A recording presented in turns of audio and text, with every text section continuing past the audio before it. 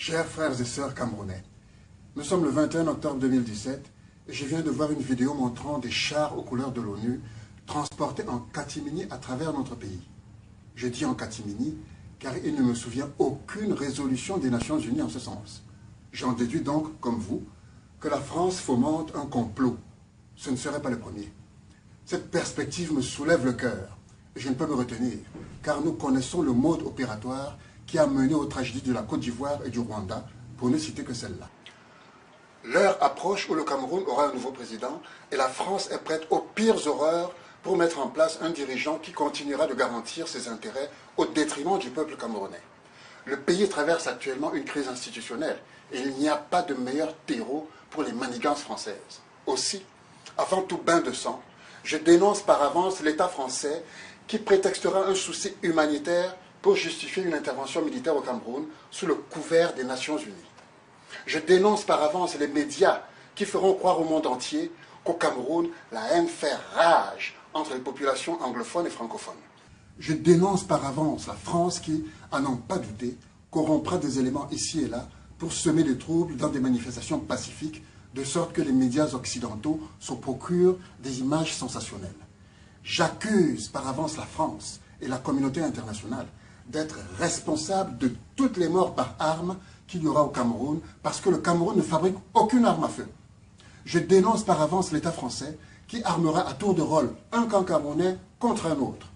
J'implore mes frères camerounais de refuser de pointer ces armes contre leurs compatriotes, quel que soit le cas de figure ou les ordres. La France appelle de ses voeux un tel chaos afin d'intervenir héroïquement pour soi-disant sauver des vies. Je parie que son invasion militaire portera un joli nom du genre Opération Rossignol et précédera une mascarade d'élection présidentielle. Et je dénonce par avance et avec mépris le traître qui acceptera d'être placé à la tête du Cameroun à condition de garantir les intérêts français au détriment du peuple camerounais.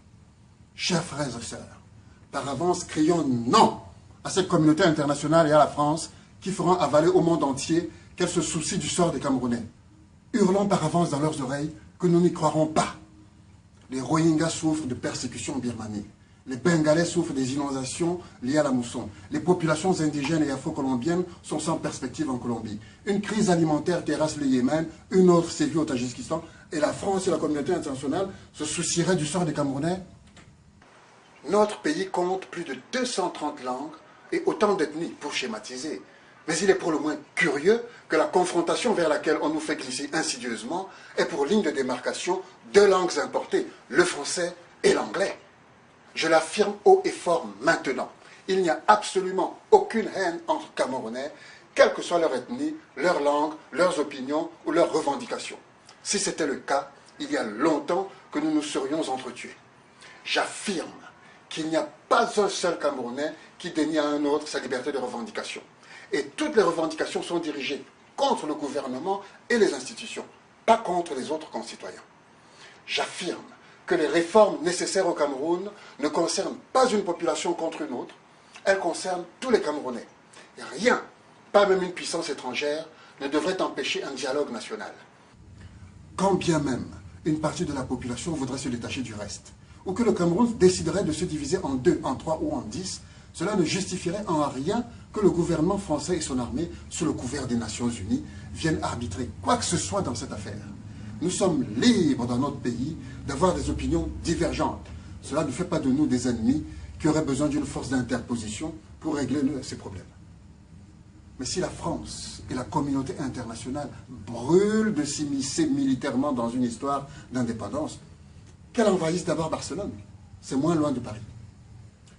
Mes chers frères et sœurs, pour massivement dire non à la manipulation française et pour nous tenir prêts à manifester ce refus dans le monde entier, je vous invite à partager ce message non seulement avec les compatriotes, mais également avec tous nos frères d'Afrique. Nous avons besoin de leur soutien et nous leur devons le nôtre, chaque fois que nécessaire, contre l'impérialisme. Que le ciel soit avec nous. Je suis Mouna Djambos et le Cameroun est dans mon cœur.